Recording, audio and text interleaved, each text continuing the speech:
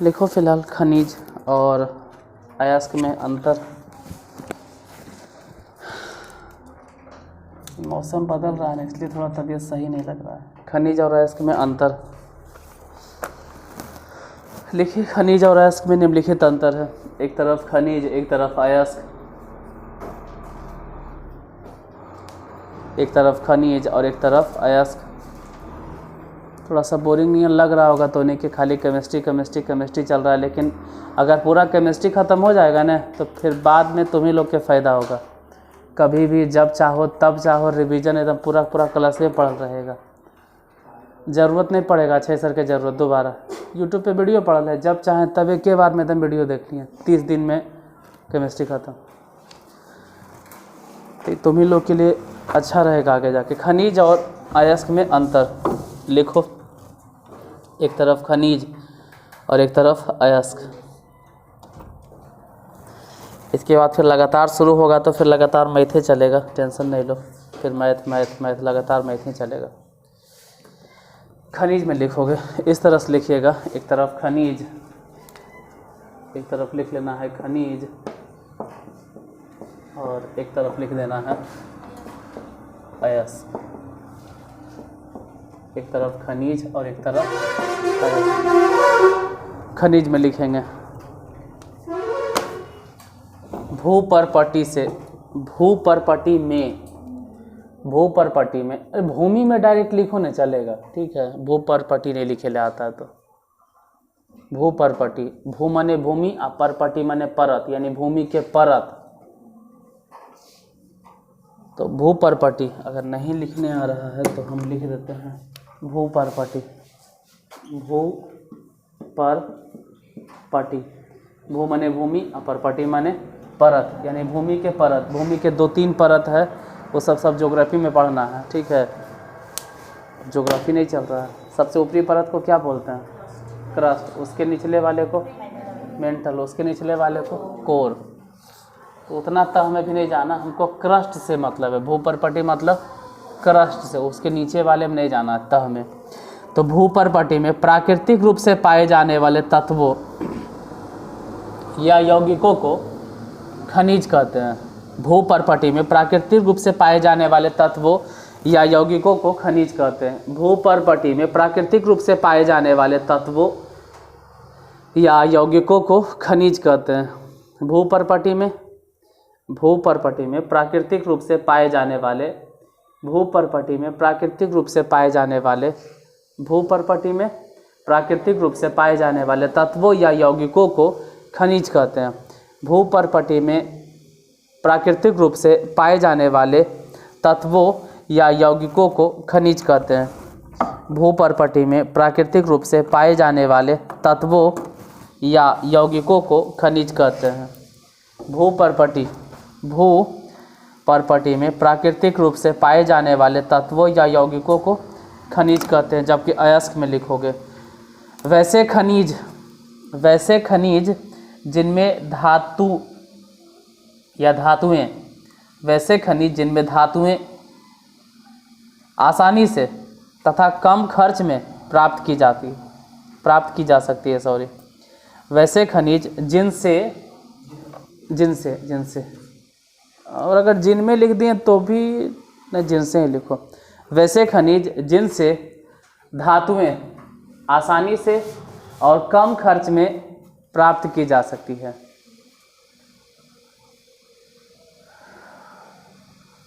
वैसे खनिज जिनसे धातुएं आसानी से और कम खर्च में प्राप्त की जा सकती हैं।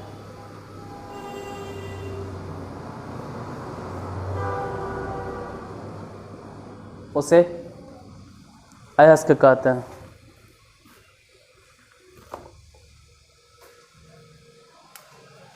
हो गया।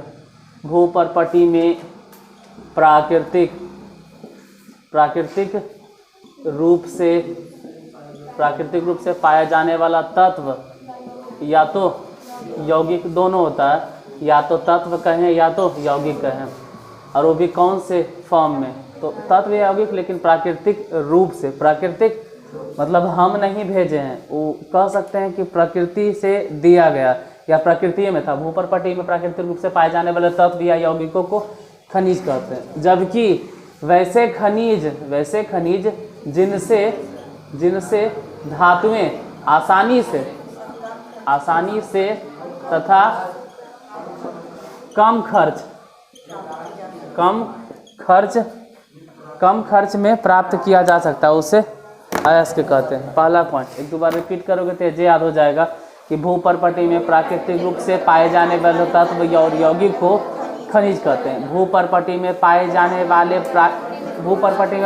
वाले प्राकृतिक रूप से तत्वों या यौगिकों को खनिज कहते हैं। आगे पीछे हो सकता है कि तालमेल लिखा है, लेकिन यही चीज़ है कि भूपर्पटी में प्राकृतिक रूप से पाए जाने वाले तत्व या यौगिक को खनिज कहते हैं। भूपर्पटी में प्राकृतिक रूप से पाए जाने वाले तत्व या यौगिकों को खनिज कहते हैं। भूपर्पटी माने भूमि के परत। भूपर्पटी में प्राकृतिक रूप से पाए जाने वाले तत्व और यौगिकों को खनिज कहते हैं। भूपर्पटी में प्राकृतिक रूप से पाए जाने वाले तत्व और यौगिकों को खनिज कहते हैं। जबकि वैसे खनिज जिनसे धातुएं आसानी से तथा कम खर्च में प्राप्त किया जा सकता है। वैसे खनिज जिनसे धातुएं आसानी से और कम खर्च में प्राप्त किया जा सकता है। वैसे खनिज जिनसे धातुएं आसानी से और कम खर्च में प्राप्त किया जा सकता है। वैसे खनिज जिनसे धातुएं आसानी से और कम खर्च में प्राप्त किया जा सकता है, वैसे खनिज को अयस्क कहते हैं। दूसरा नंबर पॉइंट, सभी खनिजों में धातु की प्रतिशत मात्रा एक समान नहीं होती है। सभी खनिजों में धातु की प्रतिशत मात्रा एक समान नहीं होती है। सभी खनिजों में धातु की प्रतिशत मात्रा एक समान नहीं होती है। सभी खनिजों में धातु की प्रतिशत मात्रा एक समान नहीं होती है।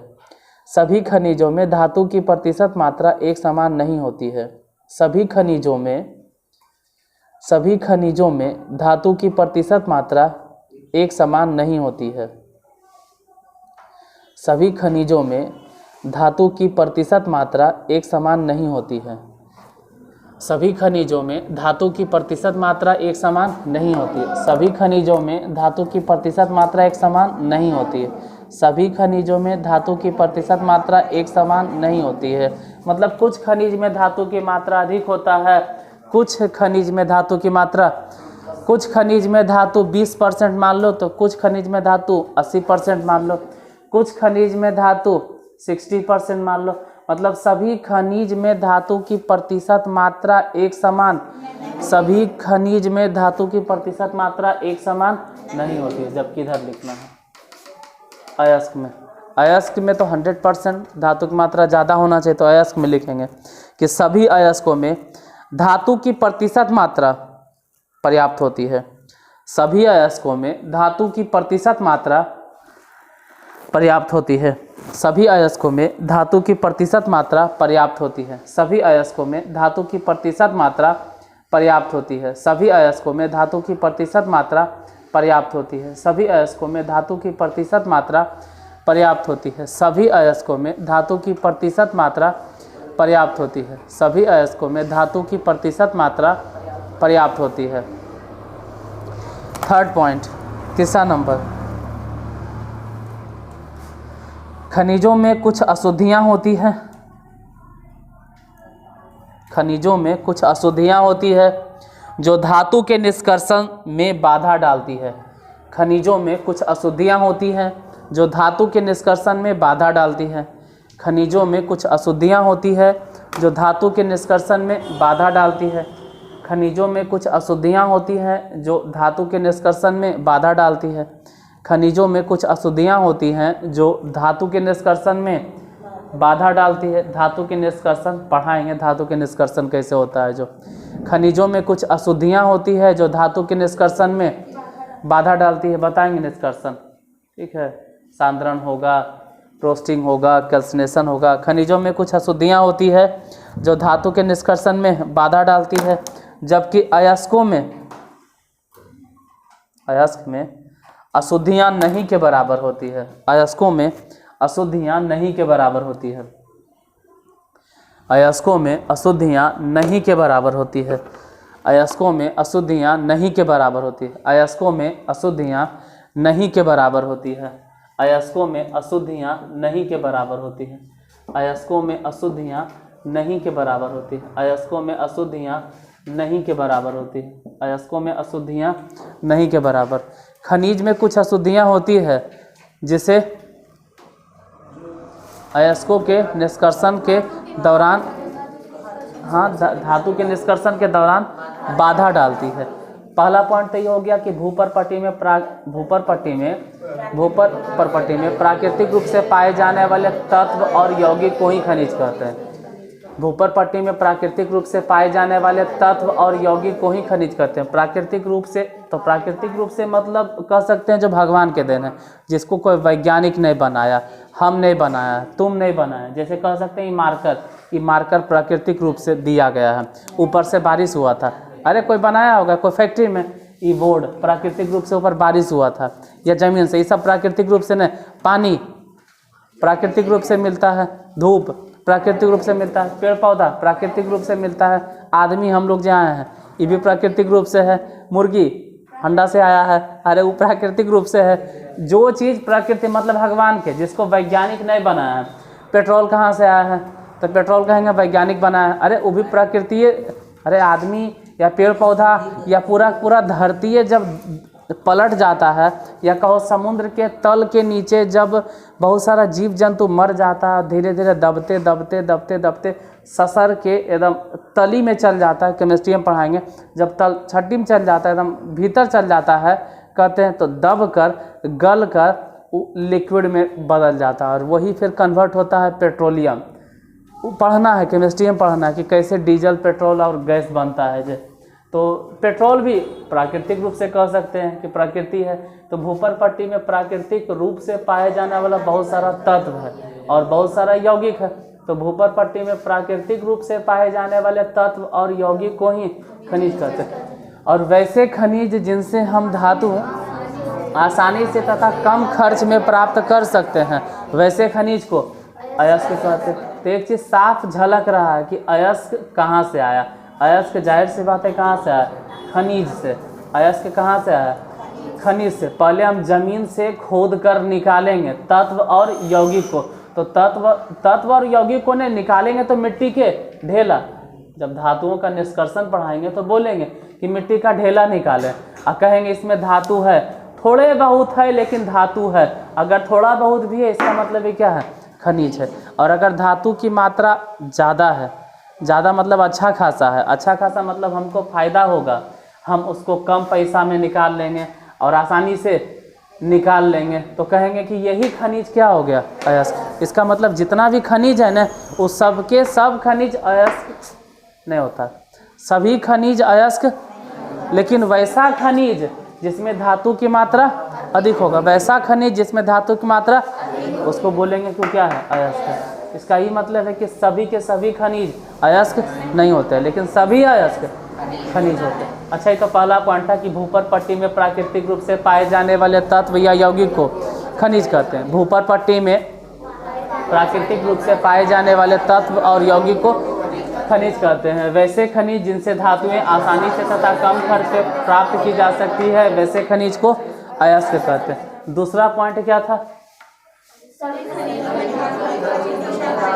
सभी खनिज में धातुओं की प्रतिशत मात्रा एक समान नहीं होती है। सभी खनिज में धातुओं की प्रतिशत मात्रा एक समान नहीं होती है। सभी खनिज में धातुओं की प्रतिशत मात्रा एक समान नहीं होती है। धातुओं की प्रतिशत मात्रा एक समान नहीं होती, एक समान।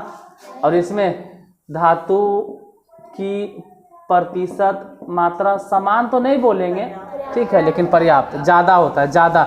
वहाँ समान कहने का मतलब क्या है कि एकदम इक्वल मतलब है ना कि कुछ धातु में मान लो कि कुछ खनिज में धातु की प्रतिशत 20% है, तो कुछ खनिज ऐसा भी है जहाँ धातु के प्रतिशत 80%, कुछ धातु ऐसा भी है जहाँ कुछ खनिज ऐसा है, कुछ खनिज ऐसा है जिसमें धातु के परसेंटेज मात्र 2% है, बाकी 98% मिट्टी। इसमें 80% धातु है तो 20% मिट्टी। यहाँ 20% धातु है तो 80% मिट्टी। इसमें क्या है ना अयस्क में कि धातु की प्रतिशत मात्रा अधिक होती है, या इसी को बोलते हैं कि पर्याप्त होती है। मतलब अच्छा खासा मतलब 70%, 60%, 50%, 40%, मतलब अच्छा खासा ही नहीं कह सकते हैं कि 2% है। तो अगर 2% है तो अयस्क नहीं कहलाएगा। हम वैसे खनिज को ही अयस्क कह सकते हैं जिनसे हम धातु आसानी से तथा कम खर्च पर प्राप्त कर सकते हैं। मतलब ये बोलो ना कि वैसे खनिज को ही अयस्क कहा जाता है जिनमें धातु की मात्रा अधिक होती है, जिनमें धातु की मात्रा 70%, 60%, 50%, 40%। अगर धातु की मात्रा अधिक है तभी वो खनिज कहलाएगा कि अयस्क। अगर कम मात्रा है तो उसको अयस्क तो नहीं बोलेंगे, क्या कहेंगे? खनिज। हाँ, खनिज में ये भी हो सकता है कि धातु की मात्रा 80% है, कोई बात नहीं, तब भी इसको क्या बोलेंगे? खनिज। खनिज में धातु की मात्रा ज़्यादा भी हो सकता है और कम भी हो सकता है, वो खनिज कहलाएगा। अगर धातु की मात्रा ज़्यादा हो गया तो खनिज के साथ साथ अयस्क भी कहलाएगा। लेकिन अगर धातु की मात्रा कम है तब तो वो सिर्फ खनिज कहलाएगा, अयस्क नहीं कहलाएगा। थर्ड पॉइंट, तीसरा नंबर में खनिजों में थोड़ा ज़्यादा अशुद्धि होता है। खनिजों में ज़्यादा अशुद्धियाँ पाई जाती है। खनिज में ज़्यादा अशुद्धियाँ पाई जाती है जो कि धातु के निष्कर्षण में बाधा डालती है। खनिज में ज़्यादा अशुद्धियाँ पाई जाती है, खनिजों में ज़्यादा अशुद्धियाँ। हालांकि ध्यान देना, ये जो अशुद्धियाँ बोलते हैं ना, इसको आगे जाके पढ़ाएंगे कि गैंग बोलते हैं। खनिजों में ज़्यादा अशुद्धियाँ पाई जाती है जो कि धातु के निष्कर्षण में बाधा डालती है। इन अशुद्धियों को गैंग कहते हैं। हालांकि इनको नहीं कहना चाहिए, वो फिजिकल इम्प्योरिटी रहता है। फिजिकल इम्प्योरिटी माने जैसे धूल गर्दा, अगर धूल है, गंदगी है, बालू है, मिट्टी है, ये सब चीज़, धूल, मिट्टी, गंदगी, ये सब अगर लगल रहेगा ना तो उसी को हम लोग बोलते हैं गैंग, उसी को कहते हैं गैंग। तो एग्जाम में आ जाता है कि गैंग क्या है, गैंग क्या है। अगर पूछ दिया कि गैंग क्या है तो बोलेंगे ना कि भौतिकीय अशुद्धियों को गैंग कहा जाता है। खनिज में पाए जाने वाले भौतिकीय अशुद्धियों को, हालांकि खनिज नहीं बोलना चाहिए क्योंकि जो खनिज होगा उससे धातु हम लोग प्राप्त करेंगे या नहीं करेंगे एक कोई गारंटी नहीं। धातु कहाँ से मिलता है? अयस्क से। वैसा खनिज जिसमें धातु की मात्रा अधिक होगा उसी को हम लोग बोलते हैं अयस्क, और अयस्क से ही निकाल सकते हैं हम लोग धातु। तो गैंग नॉर्मली खनिज बोल देते हैं लेकिन खनिज में नहीं कहना चाहिए। किस में होगा गैंग? अयस्क। फिलहाल थर्ड पॉइंट था ना कि खनिज में ज़्यादा अशुद्धियाँ पाई जाती है जो कि धातु के निष्कर्षण में बाधा डालती है। खनिज में ज़्यादा अशुद्धियाँ पाई जाती है जो धातु के निष्कर्षण में बाधा डालती है, जबकि अयस्क में अशुद्धियाँ नहीं के बराबर होते हैं, अशुद्धियाँ नहीं के बराबर। अगला पॉइंट, सभी खनिजों में या सभी खनिजों से धातु का निष्कर्षण नहीं हो सकता है, क्योंकि इतना देर से ही तो समझा रहे हैं कि हम वैसे खनिज से ही धातु का निष्कर्षण कर सकते हैं जिसमें धातु की मात्रा अधिक होगा। अब धातु की मात्रा मात्र 2% है, अब 98% मिट्टी है, तो काहे लोवेशन का मेहनत करेंगे। सभी खनिजों से धातु का निष्कर्षण नहीं हो सकता है।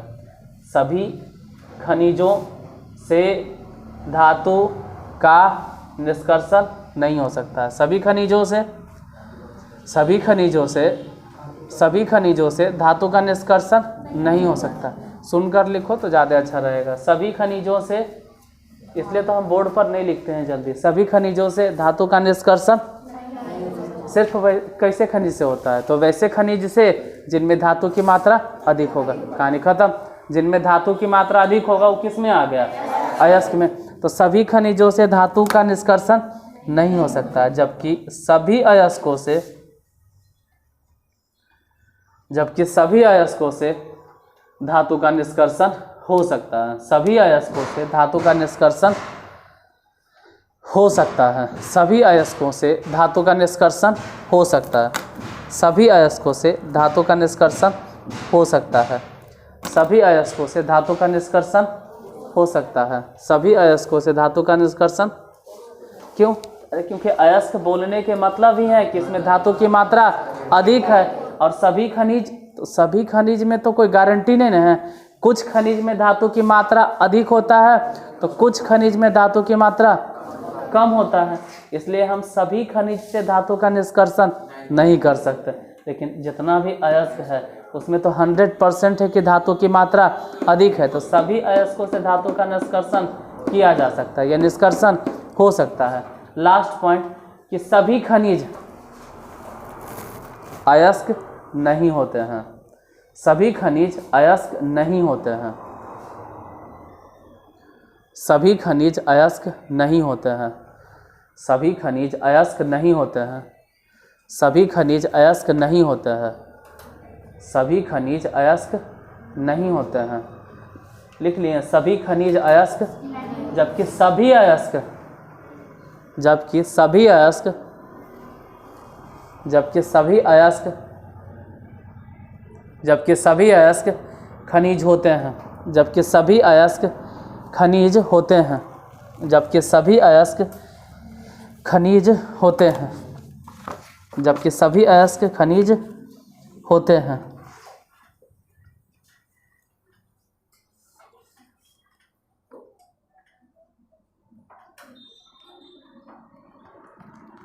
जबकि सभी अयस्क खनिज होते हैं। कई पॉइंट हुआ? बस 5 पॉइंट याद रखना, इसमें और ज़्यादा नहीं। पहला पॉइंट हो गया कि भूपर पट्टी में पाए जाने वाले प्राकृतिक रूप से पाए जाने वाले तत्व और यौगिक को खनिज कहते हैं। भूपर पट्टी में प्राकृतिक रूप से पाए जाने वाले सभी तत्व और यौगिक को खनिज कहते हैं। जबकि वैसे खनिज जिनसे धातुएं आसानी से तथा कम खर्च पर प्राप्त किया जा सकता है, वैसे खनिज जिनसे धातुएं आसानी से तथा कम खर्च पर प्राप्त किया जा सकता है उसे या वैसे खनिज को ही अयस्क कहते हैं। वैसे खनिज जिनसे धातुएं आसानी से तथा कम खर्च पर प्राप्त किया जा सकता है, वैसे खनिज को अयस्क कहते हैं। दूसरा पॉइंट है कि सभी खनिज में धातु की प्रतिशत मात्रा एक समान नहीं होती है। सभी खनिज में धातु की प्रतिशत मात्रा एक समान नहीं होती है। सभी खनिज में धातु की प्रतिशत मात्रा एक समान नहीं होती है, जबकि सभी अयस्क में धातु की प्रतिशत मात्रा पर्याप्त होती है। सभी अयस्क में धातु की प्रतिशत मात्रा पर्याप्त होती है। थर्ड पॉइंट है कि खनिज में ज़्यादा अशुद्धियाँ पाई जाती है जो कि धातु के निष्कर्षण में बाधा डालती है। खनिज में ज़्यादा अशुद्धियाँ पाई जाती है जो कि धातु के निष्कर्षण में बाधा डालती है, जबकि अयस्क में न के बराबर अशुद्धियाँ होती है या अशुद्धियाँ नहीं के बराबर होती है। चौथा पॉइंट, सभी खनिजों से धातु का निष्कर्षण नहीं किया जा सकता। सभी खनिजों से धातु का निष्कर्षण नहीं किया जा सकता। सभी खनिजों से धातु का निष्कर्षण नहीं किया जा सकता है क्योंकि क्योंकि सभी खनिज में धातु की मात्रा एक समान होता भी तो नहीं है। कुछ खनिज में धातु की मात्रा अधिक है तो कुछ खनिज में धातु की मात्रा कम है। लेकिन सभी अयस्क से धातु का निष्कर्षण किया जा सकता है क्योंकि अयस्क कहते ही उसे हैं जिसमें धातु की मात्रा मतलब अधिक है। वैसे खनिज जिसमें धातु की मात्रा अधिक है। लास्ट पॉइंट, सभी खनिज अयस्क नहीं हो सकते हैं। सभी खनिज अयस्क, जबकि सभी के सभी अयस्क खनिज होते हैं। सभी अयस्क खनिज। तो आज यहीं तक, ठीक है।